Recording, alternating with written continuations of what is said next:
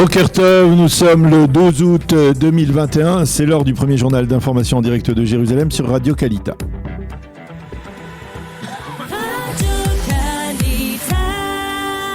Jérusalem avec notre correspondant Daniel Haïk. Daniel, bonjour. Le cabinet restreint Corona a validé hier soir l'ensemble des recommandations des experts du ministère de la Santé.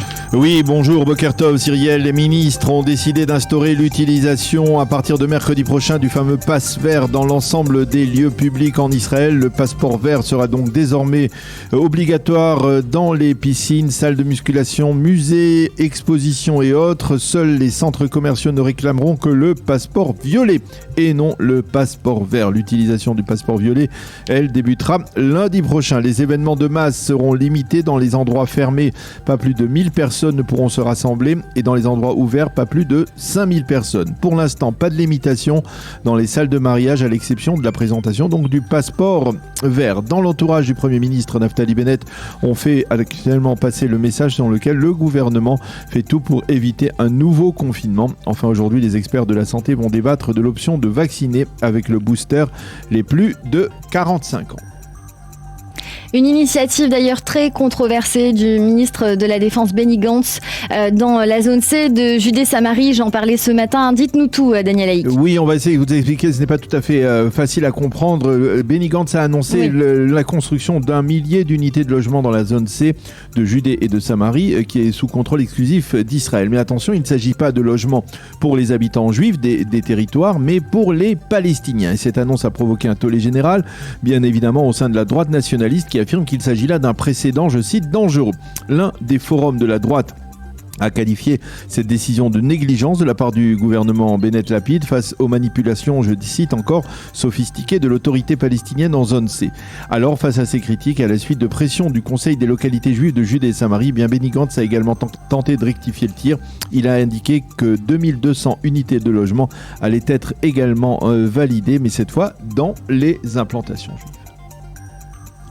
Le chef de la diplomatie israélienne Yair Lapid était à Rabat. Il y est encore demain. Il y était hier pour une visite historique, la première d'un ministre israélien au Maroc depuis 2003, il faut le rappeler. Oui, hier, Yair Lapid a eu un entretien avec son homologue marocain Nasser Bourita, entretien à l'issue duquel les deux ministres ont signé 3 accords de coopération bilatéraux dans les secteurs du sport, de la jeunesse et de la culture au cours d'une conférence de presse conjointe qu'ils ont donnée.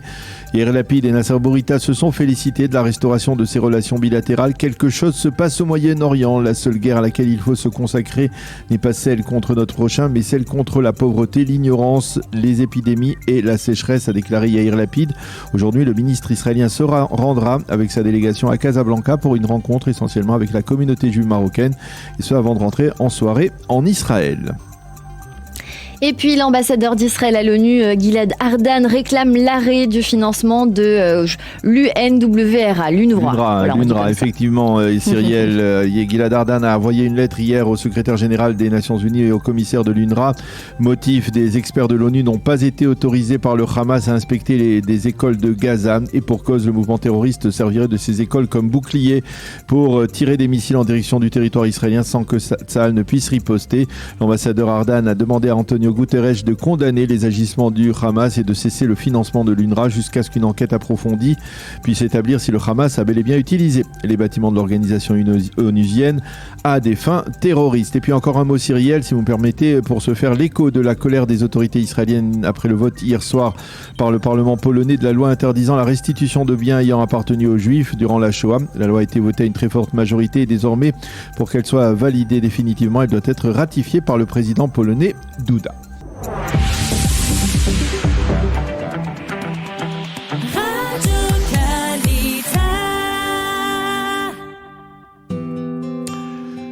La météo, le temps sera toujours ensoleillé, c'est normal en cette saison estivale, avec des températures normales pour cette période, ce mois d'août. Il fera 32 degrés à Jérusalem et à Tel Aviv et 40 degrés à Eilat.